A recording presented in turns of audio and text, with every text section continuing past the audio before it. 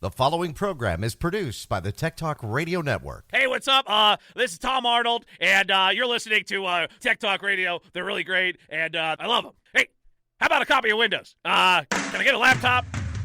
Welcome to another episode of Tech Talk Radio. I'm Andy Taylor. I'm Shawn DeWeerd. And we are the show that talks about computers, technology, and, of course, the internet and all the gadgets. And games. And games. Matter of fact, coming up, we've got a great guest that Shawn told me about, and he said, we got to talk to this guy. You've met him at Gen Con, which is a big, it's a role-playing conference. I mean, 4 days of gaming. 4 days of gaming. Do they have video games or? It's very light on the video games. Very, very light on the video games. If anything, these are games you use your imagination and board games, tabletop RPGs, card games, trading card games, collectibles. Yeah, right. You name it. Well, speaking of that, I got to ask you. So last week we talked about Bubble Pop Origin. Did you get started on it? Oh my God, Andy. Hold on. I'll tell you. I'll load it. Right. I did say it's a little addictive. A little? But Bubble Pop Origin is available. You are a liar. Yeah. I am on level 150. Oh, wow. That's pretty good. I've been playing it. It's incredibly addicting. So for those of you who like these types of games, it's a puzzle-ish game. Right. It is the perfect mix between three games that I love. Peggle, okay. Zuma, all right. And Bejeweled. Oh, Bejeweled, yes. If you take those three games and you mashed them up and said, make me a new game, you'd get Bubble Pop. Yeah. I can't tell you how, I was like, it's another game. And you're like, no, it's like Candy Crush. And I was like, okay, I like Candy Crush. No, This game is a lot of fun. It is. However, I got to level 315. And, it's cool because you can play free. There's only ads if you want to get extra lives. Right. You only buy Loot Crate if you want to, get the extra benefit. I thought, I'm going to play this Bubble Pop Origin without any of that. And I got to level 315. Pretty good.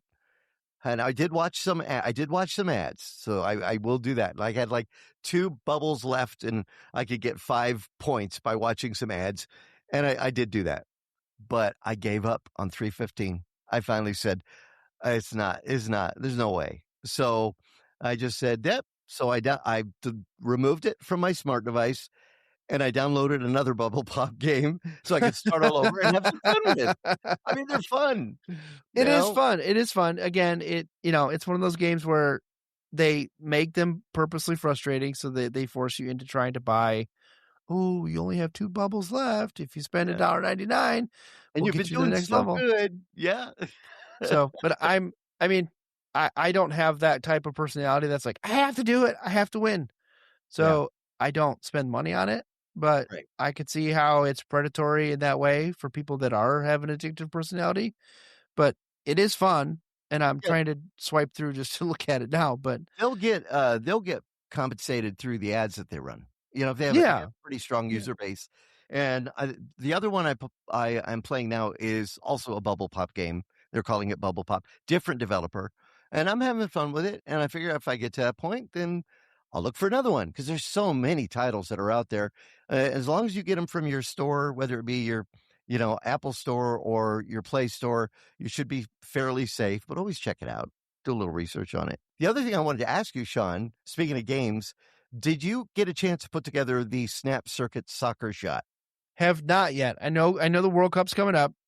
Yep. Now that we're through with all the graduation stuff and I'm free, I'm not stressed out at work, I will have time to sit with Max and build it. Max, every time Max comes into the basement, he goes, "What's this?"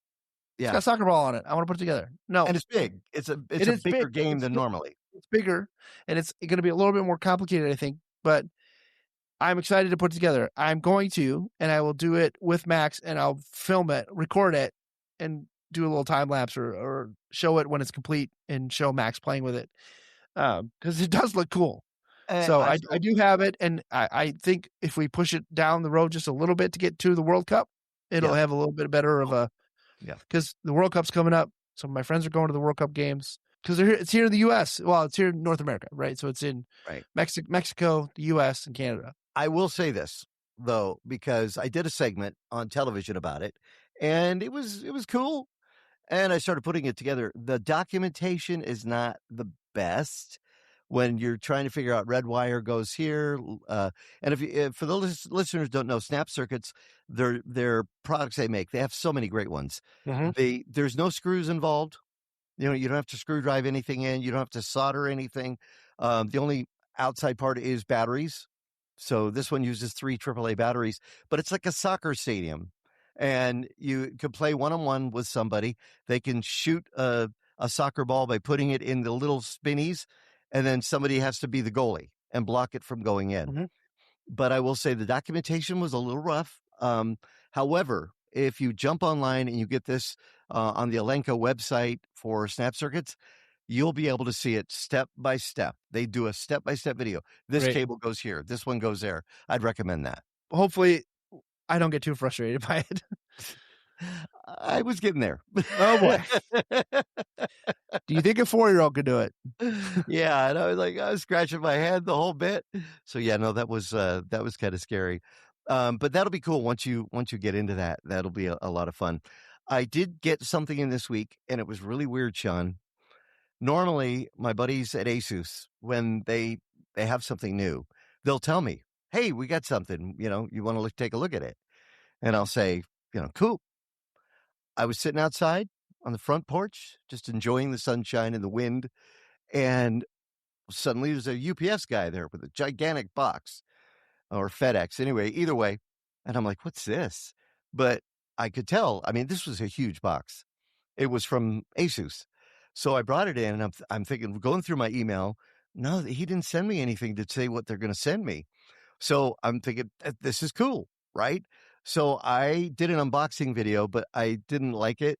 So I went ahead and just featured it on YouTube. You can find it on YouTube, TikTok, Instagram, Facebook. But it is, and this is what I got, and I'll show you, Shawn, the ASUS Zenbook A16. Wow. Is, I mean, look how thin this is. It's I mean, it looks like a MacBook Air. yeah, and a lot of people are comparing it to the MacBook Air.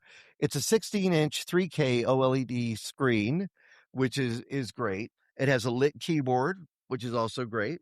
Which the MacBook Neo does not have. FYI. It doesn't, does it? Oh, but it also has a 70-watt-hour battery inside. Some reports are saying you could expect 21 hours, but again, depending on your use, it might be more like 14 or 15.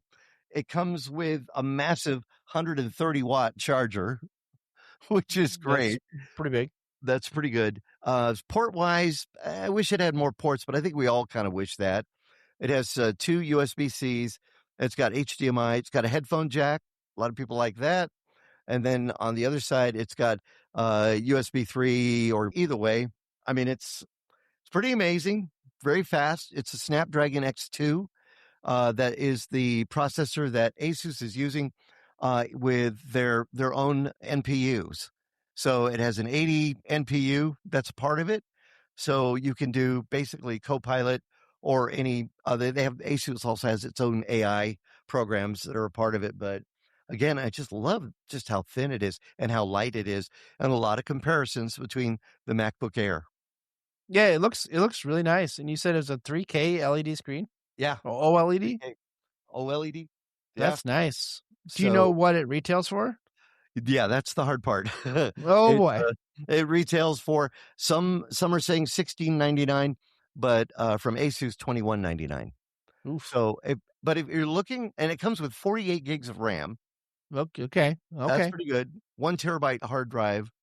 So I mean, if you're looking for a system that could do it all, this one may be able to do it, which is good. Also has a pretty powerful, I believe, gaming video processor that's a part of it as well. So it's something to check out. But again, yeah, a little pricey. The life you live, Andy, when UPS just drops you off something you don't even expect. Wasn't even expecting it. And I haven't even reached out to him, say, "Hey, I did a video on it. I'm going to show it on TV next week." So it's that's great. Neat, but that's cool. Yeah, that is pretty cool. I know I'll have to send it back, but still makes it pretty neat. I'm very happy with it.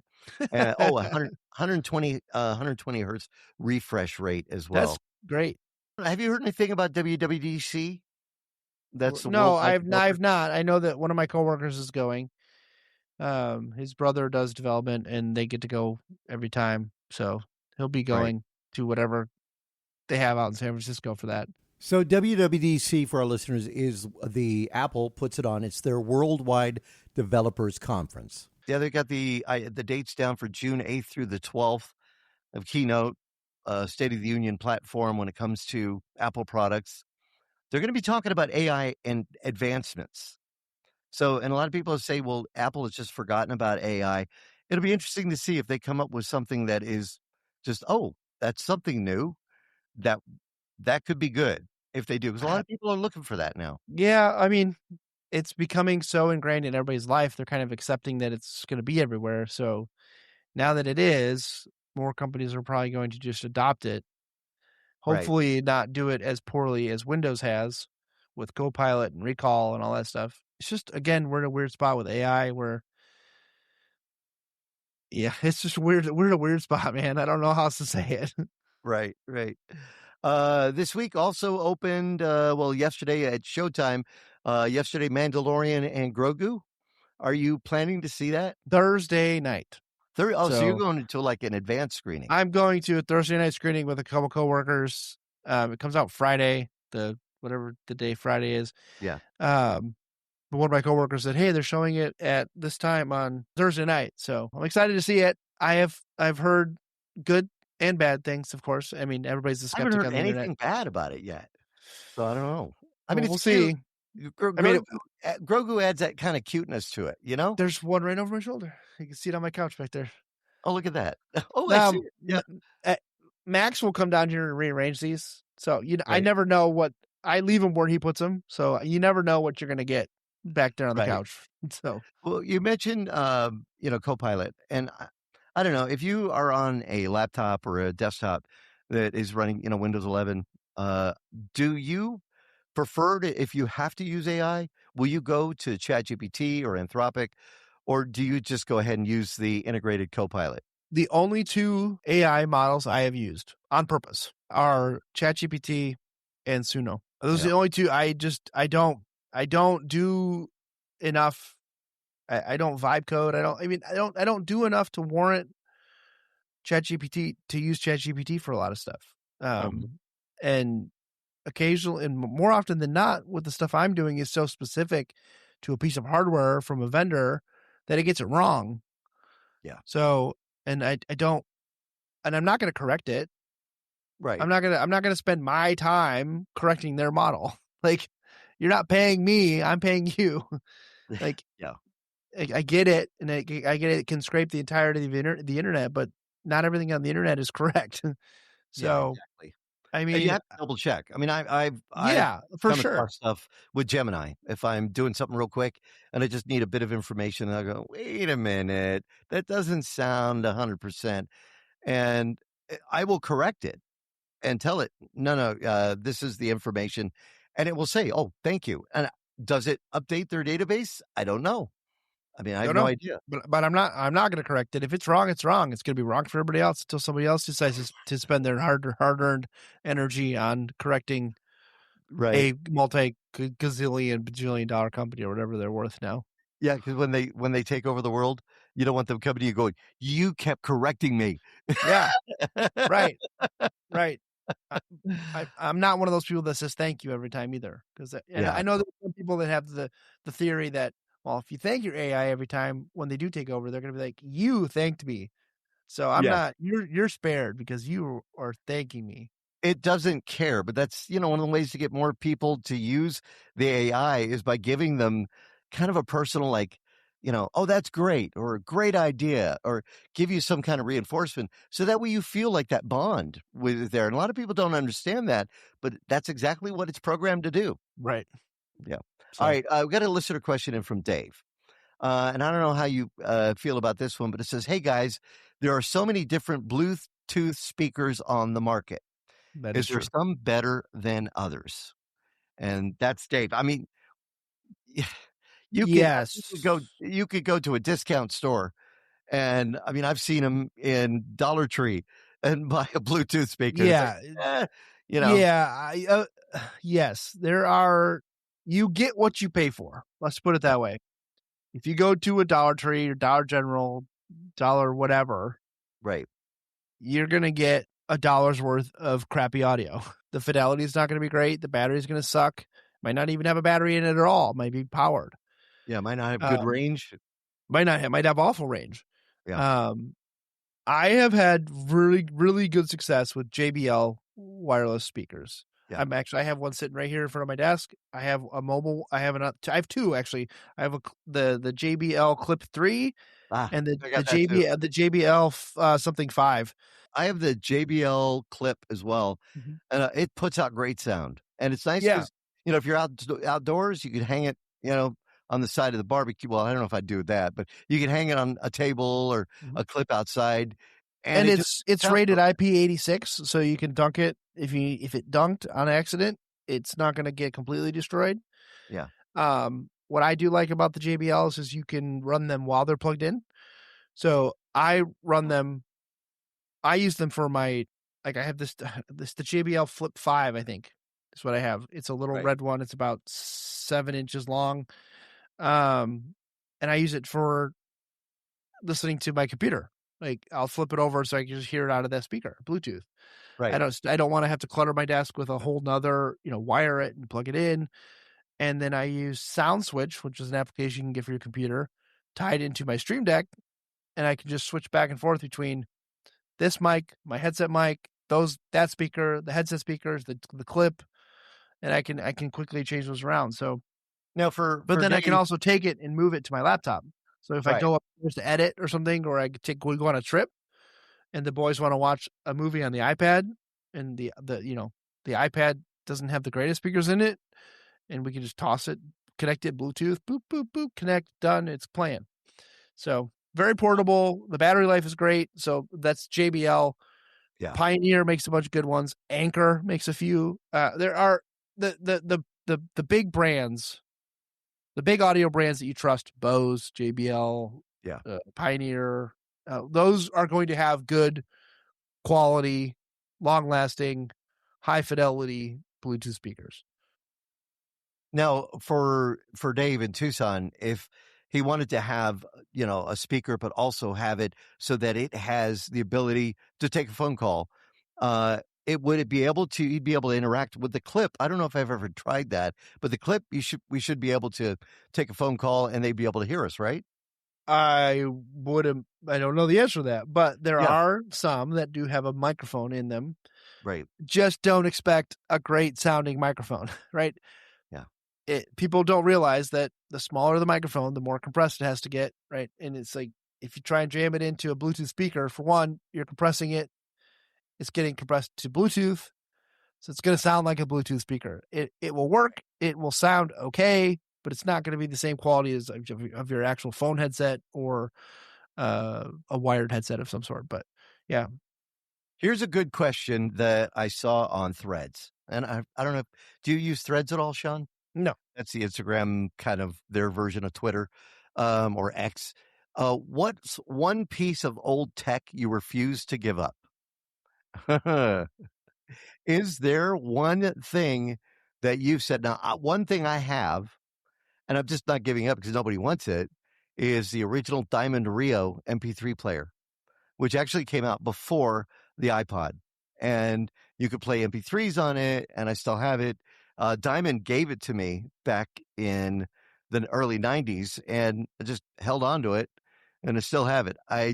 It runs on one, I think, AA battery, and, it'd be just a matter of putting the stuff on a card and putting it in the device. I mean, it still works. That's a really good question. I don't know the answer to that. Many people were saying, like, MP3 players, wired headphones. Because I've got an old Sony Walkman. I've got an old Sony Walkman. Right. I've still got. I've got an old Sony CD player. I've still got. I'm a technology hoarder, Andy. That's a hard question. Yeah. I don't like to get rid of anything. How about physical keyboards? because many people now are using wireless keyboards, but an old physical keyboard. I mean, you can't go too far back because the connectors were a little different. on That's the a older keyboards. hard question, Andy. I have too many. I've got mechanical. I've got the membrane ones. I've got the Mhm. butterfly keys. I've got ones that require a PS2 port or P2S Yeah. port, whatever they call that port anymore. I can't PS2. even remember what it's called. Those are I've the got big ports. mice that have balls in them. Like I've got, I mean, I've got, You still have those? Really? I still have a mouse with a ball in it. Yeah, Yeah. it's a P2. Yeah, I've got. I'd have Man, to clean those things. I would say though, like if a piece of old technology, I don't even call it. It's not even that old Right. that I use on a day-to-day basis. Right. Yeah. I've got my Hero 3 Plus that for my camera. Oh, there you go. Yeah. I've got my old Game Boy that I still play. I've got, I mean, I've got old tech that just serves a purpose. How about a desktop PC? Because a lot of people do this. They go, I don't know what to do with my PC because they went and bought a new Dell or they bought a system. They don't know what to do with them. Here is my address. You can send it to me. I mean, we live in it. It's weird, right? I feel like only people that play video games on computers have desktop computers anymore. Right. If you're not playing video games, why do you have a desktop? Yeah. Nobody buys a desktop anymore because everybody wants to be mobile. Everybody can do what they need to do on their phones. They're not doing word processing. A serious gamer will get that, that has maybe not have to worry about spending too much money. They will put together like the highest end graphics card for now and, play games on their computer. But more people, I guess, are playing them on consoles, right? Not necessarily consoles, but just not playing or streaming them from their Xbox or, a lot of console players still, but Steam Decks are a big thing. The Axis Ally or whatever it's called, a couple other handheld devices out there that play PC games through the Steam library. So being mobile and having longevity are the key factors there, right? So you're seeing, again, most people had desktops in their homes to do email and word processing. That was it. That's all my grandparents did on it. And my dad just plays FreeCell on his desktop. FreeCell was great though. So, and he doesn't even do that anymore. He plays it on his iPad. Oh, look at that. I mean, desktop computers aren't going away, but they're not as prominent anymore. Yeah. I'm kind of wondering, what's the oldest OS that you have that you could still fire up today and run? Oh, that's currently installed?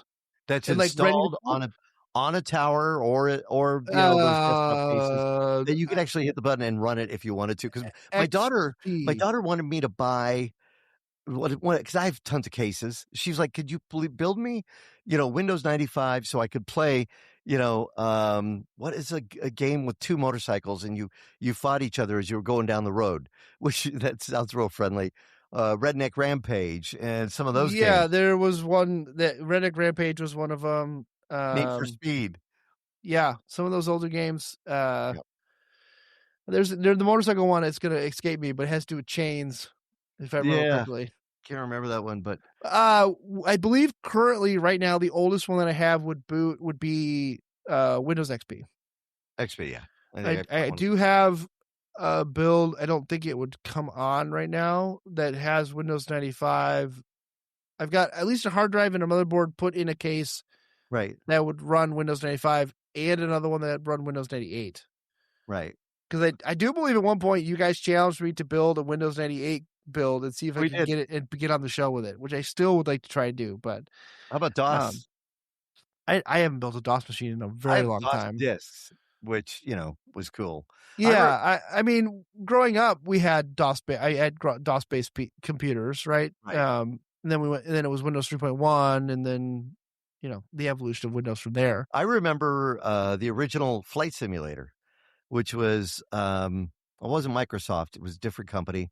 And I remember my mom's boss had me over for lunch one day. We were just, talking about things, and he was showing me his flight sim on his DOS computer. Remember the yellow screen, and it's just But then he said, if somebody comes in and you don't want them to see that you're not working, he hits a key and a spreadsheet comes up. That's a tale as old as time, because that was a thing that was that's popular for every generation that has one of those. Yep, Is absolutely. I got to hit the F9 key will bring up the spreadsheet that I was working on. All right, listen, we have a special guest standing by. And this is somebody that you've met, and they just kicked off I guess you could say, a Kickstarter. And it's for something that you have that you want everybody to know about. So, yes, our guest, his name is Brent Critchfield. He is the owner of a company called Studio Woe, which is a gaming company. He created a game called Gruff back in the mid 2000s, which I got to play at Gen Con and then kickstarted and have been playing it. And I met him at Gen Con when we were doing his game, and we've kind of just remained connected over the years. We stop by his booth every year. And I think 3 years ago now, we stopped by his booth, and he's like, "Oh, you guys are here. This is great. I want to show you this new thing we're working on." And he hands me this tin. And if you're watching the video, look just like this. Hands me this tin. He goes, "Open this and smell it." And I'm like, "What?" So I opened it up, and I don't remember what scent it was at the time.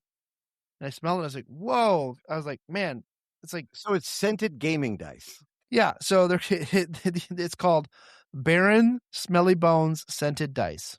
It's a set of infused dice with different scents. So like this one's called Dark Roast Ritual. So it smells like coffee.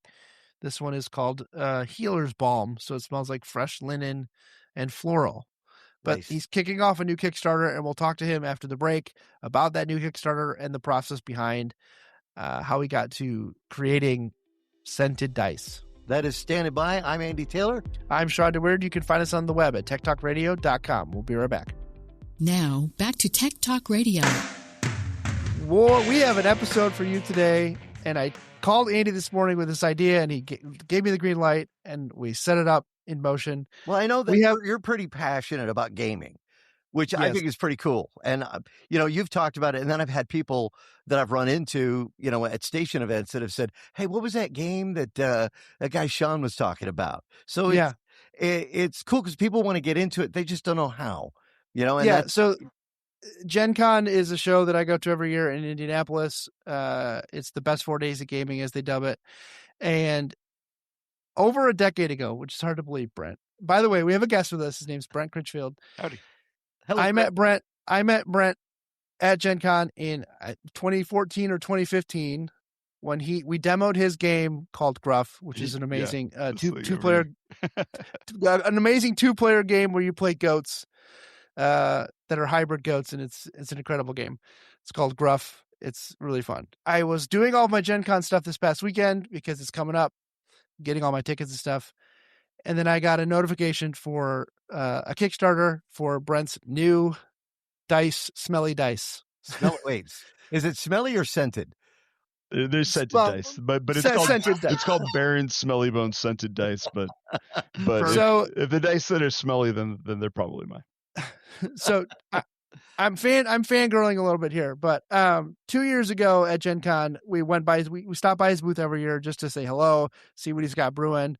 And he's like, "Hey, check these out. I've got these scented dice." And he handed them to me, and I couldn't believe how good they smelled, for one. And then I immediately bought some, of course. And now he's doing a Kickstarter for some 5 new scents. Wow. That you guys are launching called the Mystic Magic. Is that correct? It's the Wild Magic scented dice. I was thinking about I don't know if you're familiar with Dungeons and Dragons, but you have different magic spells that you can cast, and they come from different schools of magic. And so I was thinking about if you were gonna charm someone or enchant someone, cast a spell on them, what would that smell like? Versus if you're gonna throw a lightning bolt at someone, what does that smell like? And wow. That's kind of cool. So you've tied that all into the game. Yeah, so there's the 2 that I got, and one of these was for Caitlin, there's a dark roast ritual. So it's like if you're brewing coffee. Yep. And I mean, you open these up, and I've had these in the container, but you smell them, and it's coffee. Or you have roasted char, which is like a fireball. You've got grass, a grassy smelling one for grass. And tell me about some of the new smells that are coming with this set. Actually, the coffee and the grass, this is the first time they're going to be available on Kickstarter. They're going to be like primary add-ons on them, so that's two Excellent. of them. And then we have this one. This is Glacial Blast, and it's like a winter mint. So for like when you're like freezing people with your ice spells in Dungeons and Dragons, you can roll your icy ones. And then this is the lightning bolt one. This is called Tempest Evocation, and it's weird. It's like kind of that like ozone smell that you smell right before a thunderstorm. Yeah. Yeah, so it's kind of like that ocean breeze kind of electric smell. And then this one is called Lavender Enchantment, and it's very cozy. It's like lavender. It's got magnolia notes to soften it up a little bit, and yeah, it's really cool. Now, Very, very happy with them. The idea for this, I mean, it's funny because I know people that have played Dungeons and Dragons, of course, Shawn, and then Traveler, and some of the other games, with the dice. They were always just like kind of an accessory. You roll the dice, check the number out and whatnot. What made you decide, what, let's make the device a part of the game other than just what the score is going to be? Well, people put a lot of time and attention into their character inside of Dungeons and Dragons. Like they draw their pictures, they write their backstories, and I was thinking about it in terms of like, how can you add a layer of customization inside of the space of Dungeons and Dragons? Like, and what better way to do this? Because smell is so connected to memory. Like, it immediately brings you back into those moments, and so that kind of like drives my vision of how to do it. But if you want to know about like what the genesis of the idea was, my partner, Virginia, my wife, she was having she had a dream that she was playing Dungeons and Dragons with do you know Critical Role? It's like a podcast about Dungeons and Dragons. She was playing D&D with those guys, and they pulled out their dice in between turns, and Liam O'Brien's dice smelled like ice cream. And she had this dream like 3 nights in a row, and I was like, we should just do this. Like, why hasn't somebody done this? And so I had already like made Gruffin, so I knew a little bit about manufacturing and all this stuff. And so I called up all these people in manufacturing that I knew, and realized like, oh, the reason why no one's done this is that it's extremely hard. Right. And it took me like 2 years of like prototypes and failures and like different ideas. And it was during the pandemic, and I had kind of set it aside because like nothing would work. Either it would smell like garbage for a really long time, or it would smell good, but it would last so short that by the time they mailed the samples to me from the factory, it was gone. And it was literally a shower thought. I was in the shower, and I was like lathering myself up, and I was thinking like, oh man, what if it's too bad I just can't do it this way. And then I was like, oh wait, like, why can't I do it that way? And so did a prototype, and it worked finally. Like, it's like the 50th prototype, but it worked. So the year you first brought them to Gen Con and we stepped by your booth, I could see how excited you were when you're like, oh my God, it's you guys. You got to see this. You got to come see this. And you showed us the dice and you had a smell. I could not believe. I believe the first one I smelled was the Fireball one, which smells like a fireplace. Yeah. And like the burning fire. I couldn't believe how good they smelled. And I was like, give me whatever. I got to buy them all. So how well was it received when you finally brought it out into the public? I know that every year at Gen Con since you've brought them, they've been a huge hit. Yeah. Last year sold out of like the coffee dice were sold out on like day one. So yeah, sold out of a lot of stuff. How they've been received extremely well. The one thing that people ask me is like, how long do they last? Because they want to be sure that this isn't some sort of scam, because like it's like, oh yeah, like, oh, it smell, but it's like a scratch and sniff thing, and it'll go away in a couple of days. Yeah. And like I tell them like, no, like I made my first prototype 5 years ago, still going strong. So yeah, they'll last for years and years. You just need to store them in their little tin when you're done playing with them, and it keeps them fresh. How's the process? How's the process been? Taking a product and saying, because you could either ship it to gaming stores if they have it, pop it onto Amazon, but actually doing a Kickstarter that helps you mass produce like your vision, right? Mm-hmm. Yeah. And we are in retail stores now, and getting a much broader imprint of it in like big national chains and even internationally at this point. But Kickstarter does like really magical things when it comes to giving you the leverage to like just do the manufacturing run that's necessary to kind of get that sort of reach, because it's extraordinarily expensive to print these things. And so it's really kind of a wonderful thing from the internet, the ability to kind of reach people directly that way. One of the things that I've thought about too, and I've played with these, and my wife has played with them too, is how well they play, how good they smell, but how they don't leave any residue on the table. Ah, Can you talk? I mean, was that a big concern? Oh, absolutely. Did you have some prototypes that just were a mess? Or? Yeah. Yeah. Well, because it's important, because if you're playing Dungeons and Dragons on the table, you've got your character sheet right there. If there's any like oily residue on it whatsoever, like even a tiny bit, it's going to leave marks on your sheet, right? Yep. So designing a process that wouldn't do that, like wouldn't even leave a drop on any of your surfaces, was crucial. And the process of doing that, like no joke, literally, like I tried to make a set that smelled like bacon, and it melted them. It melted the dice. So lots, like I said, like 50 prototypes, like at least like tons and tons of prototypes of things that we tried and didn't work until we found the method that you'd that actually did. have to remind people not to eat the dice. It's especially if all it's over the smelling tins. bacon. One of the things we're doing in the Kickstarter is we got a tier on the Kickstarter that's you specifically get called out to not eat the dice. Like we'll put your name on the tin. Now, have you had a lot of like input from people with Wild Magic now available on Kickstarter? Have you had like a lot of input from people saying, "Hey, we like this smell"? Has it opened the doors to maybe some new kind of smells? Oh, absolutely. In fact, Lavender Enchantment is part of this Kickstarter, because people would frequently bring up like, I love the smell of lavender. Like, I'd love to have a lavender one. And I was like, you know what? Like, a lot of our smells are like, it's like Ancient Armory, which is like leather and steel, and Fireball Char, and Old Forest, and like kind of these kind of more like rugged smells. And I was like, you know what? It would be really nice to get something that was kind of a softer note. I think that would be lovely. It took a while to get it though. But when we found the right fragrance, it really worked out. Yeah, my favorite ones by far, and is the linen one Yeah, that yeah. that you Fresh made, linen, which yeah. is, I even just smelling it in the box smells so good. It smells like I don't know, fresh day. Yeah, What was the toughest scent that you you kept having to work it till it finally hit that right note with your nose? lavender was this one actually was extremely difficult, because lavender, lovely fragrance, but it's used in a lot of common household products. And so Yeah. like it was very difficult to find a fragrance that smelled lovely but also didn't smell like 409.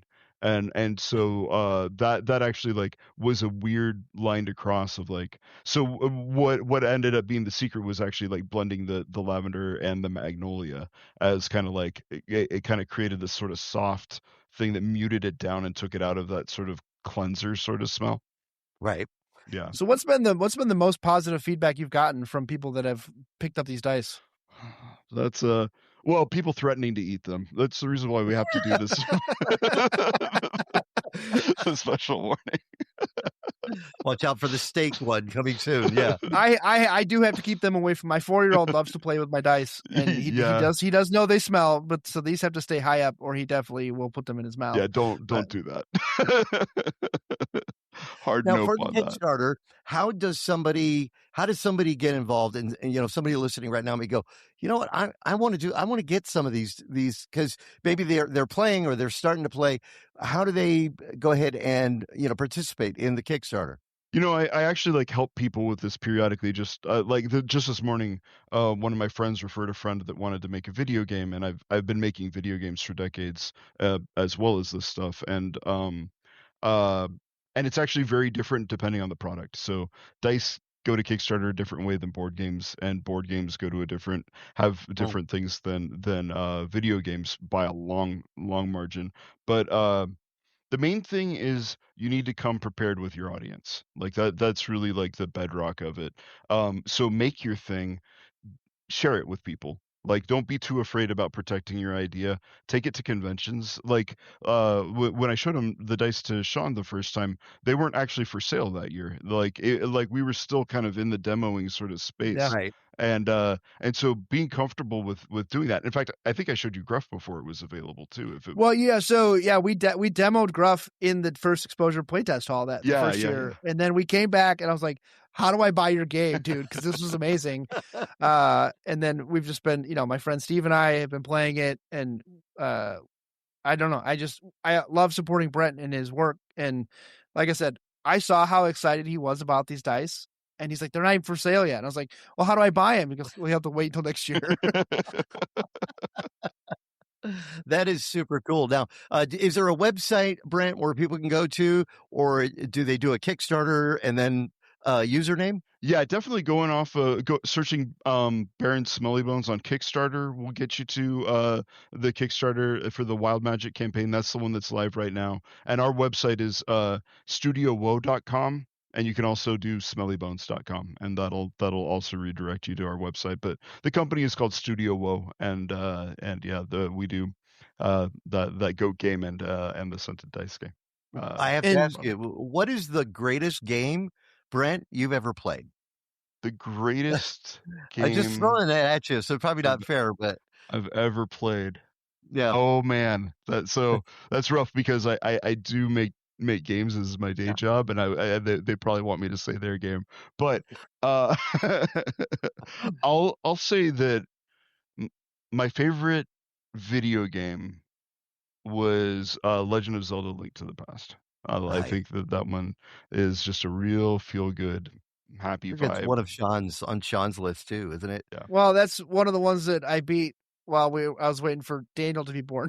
Yeah. Oh, on my Switch, and then I played through that on my Switch. So yes, I do like Link to the Past, but Ocarina of Time is definitely my favorite. Oh yeah, that's a good one. If you want a recommendation for one that just came out fairly recently, and you like that kind of old school type of game, Clair Obscur, that won Game of the Year last year. That game is fantastic. So that good. is awesome. That is great. All right, so they can find you on the web. Of course, they can get in on the Kickstarter right now.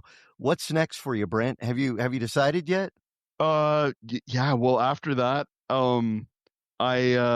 we're doing another line of dice actually shortly after. So there was a couple years gap between our last Kickstarter and this one, but we're gonna follow up with this one pretty quick. Line of anti-hero dice. That one's gonna be fun. Including Oblivion Absinthe that smells like black licorice. It's gonna be awesome and glows. Oh in the my dark. god, you. Yeah. Please tell me I can smell that at checkout. Oh this yeah. year. Yeah. I'll have the sample. Yeah. Oh my god, because black licorice is my all-time favorite candy, my all-time favorite food. Like it's black licorice is. My wife hates it. I love it. Oh my god, black licorice. That's going to be fantastic. Yeah. Well, Brent, we're excited for you. Again, Kickstarter launched this week. Find it on the World Wide Web. Of course, Studio Woe LLC. Get those 5 brand new scented dice in the Kickstarter. Now, how can they purchase it through Kickstarter? They just make it, and then they would get one set, or they would get all of the ones that are out. How does that work? Yeah. There's a tier where you can get one of your choice of the base 3 new ones. There's one where you can get all 3 of the new ones. There's a tier where you can get all 3 of the new ones and then the 2 most recent ones. And then there's tiers that actually give you access to archive packs from our previous sets, some of which have been sold out for years. So cool. yeah, so because we're doing a big reprint at the same time that we're manufacturing this, so a lot of new exciting stuff is going to be available on there. And then there's that one tier I was telling you about where it's only for like 3 people, but if you back at that tier, then we'll call you out specifically to not put them in your mouth. There you go. I like it. Well, thank you so much for coming on Tech Talk Radio, Brent. Again, a great idea, and I know Shawn's really happy about it too. So I know he'll be spinning and smelling. Yeah. Thanks for having me. All right, we're going to take another quick break. Come back with more of Tech Talk Radio. I'm Andy Taylor. I'm Shawn DeWeerd. Find us on Facebook at Tech Talkers. We'll be right back. And now, back to Tech Talk Radio. COVID brought upon a lot of internet time, a lot of time spent in Zoom, a lot of time spent on Skype, and then Skype got shut down not that long ago and it was replaced by Teams. Out of all the options that have been available, Teams has been the worst. I still don't get it. Skype was good. Skype was great. So then they shuttered it and created Teams, and Teams is just not a great experience. It's I get it. It's an enterprise level thing. My spite for Teams is not nearly as big as two twin brothers. So there was a story that came out last week of twin brothers who got fired from their government IT job. Oh, wait. So they worked in government IT. Yeah. Twin brothers. All right. So Manbib and Sohar Akhtir, I'm sure I butchered those names. They worked for a federal contractor called OPEX, or whatever. OPEX. Right. They had been fired. Yeah. In a Teams meeting. Oh, during the Teams meeting. In a Teams meeting. They got, good. brought in because they were working remotely. So they get fired. And then they're like, you know what? We're going to enact some revenge. And we're going to hack and delete some databases, and because we still have VPN access and all this stuff.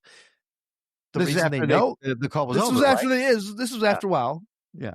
This was after the call was over, but they didn't close Teams. Oh, no. So everybody left the meeting. Right. Except the twin brothers. And they decided to go on this little spree of wiping databases and trying to cover their tracks and using AI to try to figure out how they were going to cover their tracks. And then they closed Teams or closed their computer or whatever, which then sent a fully AI transcribed script of everything they had said during their little interaction at post being fired. So not only is there transcripts, but it's detailed. Like, it's how they would do it. But, like in this, on our call, when I speak, it brings me up and it says Shawn's talking. When you talk, it goes to you and it says Andy's talking. This is detailed to the point where it's this person's talking, that person's talking. So you know which brother is talking about which thing. So can you imagine you're just doing this? You still have VPN access. You get in, you wipe the database, you think you're scot-free. And then you get slapped with the subpoena, and they're like, you don't know it was us. And they're like, wait, this is you telling us exactly what you were doing in an AI transcript of Teams. So everybody hates Teams until Teams comes in clutch with incriminating evidence about your crimes. ARS Technica has a great write up about it. Yeah, with detailed transcripts on what they were saying, what they were doing, what they were trying to do, how they were going to cover up their tracks. I mean, these guys were idiots. So I would assume, though, so what probably happened is whoever was, lead the meeting, it just kept recording on these guys' side, probably paid no attention to that. That they were probably still not in there talking to each other. But once they exit, it sends the transcript to that person. Right. And that's when they're like, oh, wait a minute. So, why was this call? So it said the funniest part about it is like the HR personnel left the meeting approximately 2 minutes and 40 seconds into the recording. Right. So 2 minutes and 40 seconds. Basically, they got on the call and said, "You're fired." Yeah. Bye.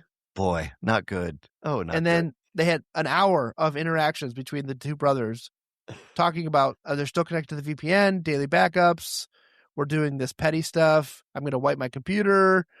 I mean, they go into detail about like, I'm going to RDP into their system, remote desktop protocol into their system. Oh, man. And it's like they're talking specifics about this is what I'm deleting. Well, I don't condone their actions, but it's a good reminder that cameras are everywhere and cameras can be recording. I've heard stories of people sitting down at the computer and their webcam's got a light on. and they've asked me, should I be concerned? I said, yes. You should.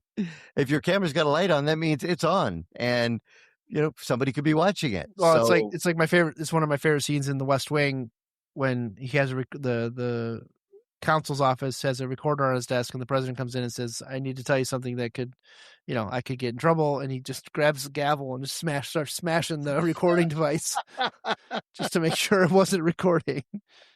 I wanted to tell you about a game I saw online. I don't know what it is about the game. I want to play it. Now, I found out it's available on Steam for $29, and I believe it just came out last week. It's called Mouse PI for Hire. And it has like a Mickey Mouse feel to it, where this mouse is the PI, and he's going around trying to solve crimes, PI, private investigator. And it just looked like a lot of fun. But again, it's one of those that's available on Steam. So, if you have a Steam account, you could play it just about anywhere. But either way. It looks like a cross between Dick Tracy, Mickey Mouse, and Who Framed Roger Rabbit. Yeah. It has Watching this video, I'm not joking. Like, it's got the big taxi with the big wheels, and it's Right. This is great. I'm watching the video off the Steam webpage, and this looks great. It looks like it kind of has a Cuphead vibe to it. If you're familiar with that game at all, right. Now, if I was to get this, Shawn, on Steam, I would be able to play that with my Steam account on my PC, right? Oh yeah, you would download it. Yeah, you can play it. It's Right. just Windows only, so it's not available for Mac. But yeah, it's $29.99 for the game. Right. They have a digital deluxe edition, which has the original soundtrack, the first DLC for it, and a comic book And a comic for book too. $39.99. I think this could be good. Now we don't. It's kind of funny because we don't get E3 anymore. E3 went away during COVID. They were going to do it, and then they stopped. E3 was like the CES of gaming, basically. Yeah, really, the only big gaming show you get anymore is the Game Show Awards. And that's it. That's it. Not very many people watch those, but this one looks like it could be fun. Mouse PI for hire, if you want to look that up and give it a try on Steam. We're going to take a quick break. We'll be back with more of Tech Talk Radio. I'm Andy Taylor. I'm Shawn DeWeerd. Send us an X at Tech Talk Radio. We'll be right back. And now, back to Tech Talk Radio. I'm really enjoying listening to your show. It's really cool. Well, thank you. It's very, very informative. For us rookies, especially. Are you a rookie? I'm very much a rookie.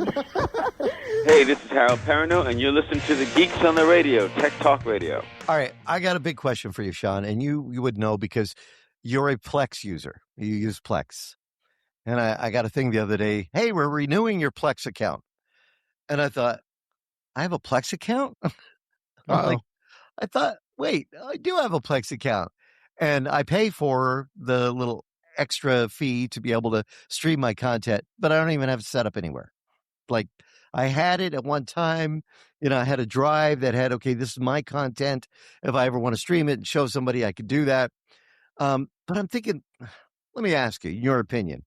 Would you renew Plex if it came up to that? Are you too ingratiated into the Plex platform? I bought a lifetime Plex pass like 8 years ago. Right. For lifetime. Lifetime. So I don't have to renew. Right. I just bought it. And I'm trying to think how much it cost me then, but I think it was like somewhere like $185 or something like that. Yeah. I'm trying to look up like what I saw the rate has gone up too. And I haven't canceled yet, but I'm thinking I'm just trying to decide if I want to keep it. I'm doing more videos now, and I'm thinking that might be a good way to share a video so they could see it. So I can't put it on YouTube if it's it's their work. So I don't know. Well, I mean, if you have a Plex server and you want it to reach the outside world, you have to be careful, right? Because you have to keep it updated. Because a lot of people don't remember that. You remember LastPass? We've talked about LastPass before. That's how they got breached, was through one of their guys connecting on a VPN with a unpatched Plex server that somebody got into. So if you want a outside reaching Plex server, you just got to keep up to date and make sure you're not doing, make sure all the updates are done. The content that's on people's Plex servers is not always legal. So you got to remember to keep that in mind if you're trying to host stuff outside of your own home. So I paid $119 for my Plex Pass, and that was 8 years ago or something. Right. It is now $249. Yeah, I noticed it had gone up. So can you still buy it a lifetime? You can if you want it for $249. Right. So all right. So I thought, I'm going to ask Shawn and see what he thinks about that. I would. I mean, if I was paying month to month, I would. But I saw the benefit of doing the Plex Pass a long time ago because it's well worth the cost for me. So all right. Next week, if you go see it, Mandalorian and Grogu, give us a review. Oh yeah, if I get a chance to see it before next week, I'm definitely going to go see it this weekend. Just not sure with Memorial Day weekend if I'll see it before I go camping or when I come home. So there you go. Well, that wraps up this week's Tech Talk Radio. Thank you, everybody, for tuning in. You can find us on the World Wide Web, techtalkradio.com. Watch our YouTube video of this show. Subscribe, like, share with a friend, and help the show continue to grow. We also have shorts up there, which are great, too. So if you like little funny clips, sometimes it's stuff that wasn't on the air. Those could be fun, too. yes. So, well, thank you so much, Shawn. And Justin is in Japan. In case you were wondering, he did say that he might call next week. So we'll see. Maybe we'll see. Maybe we'll get him from Japan. I'm Andy Taylor. I'm Shawn DeWeerd. You can find us on the web, techtalkradio.com, or as Andy said, anywhere you can find your favorite podcast platform. Have a great week.